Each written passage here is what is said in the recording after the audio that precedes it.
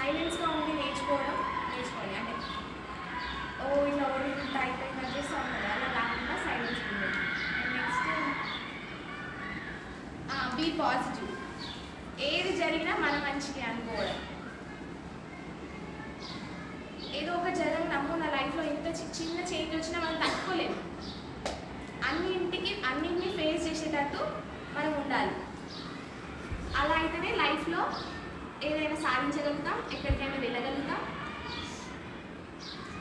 And next thank you to universe. ఏది అంటే మనం ఒక సాధించినామంటే మన ఇంట్లో ఎవరో ఒకరు ఉన్నారు, వాళ్ళకి ఎప్పుడు కృతజ్ఞతతోటి ఉండాలి. అండ్ ఇంకొకటి ఏంటి అంటే మనం ఎప్పుడు మార్నింగ్ లేచినప్పుడు సార్ అన్నారు కదా, ఇట్లా అంటే ఒక 5 I'm the best, I'm the champion,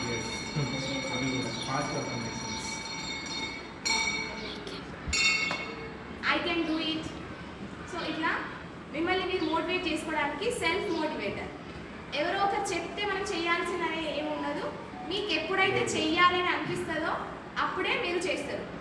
వేరే వాళ్ళు ఎంత చెప్పినా మనకు ఉండాలి చేయాలని. ముందు మీకు కావాలి, నేను చేస్తా.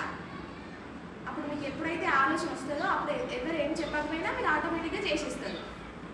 సో అండ్ థాట్స్ కూడా, మన థాట్స్ ఎలా ఉంటే మన వే ఆఫ్ మనం వెళ్ళే విధానం కూడా అలానే ఉంటుంది.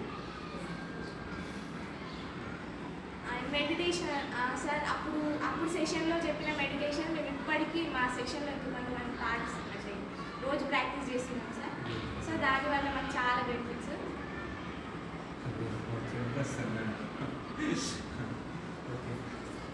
అండ్ ఇవి ఇంత మంచి వర్డ్స్ అసలు ఒక్కొక్కటి ఎంత బాగున్నాయి. దీన్ని అంటే క్లియర్ విశ్లేషించి చూస్తే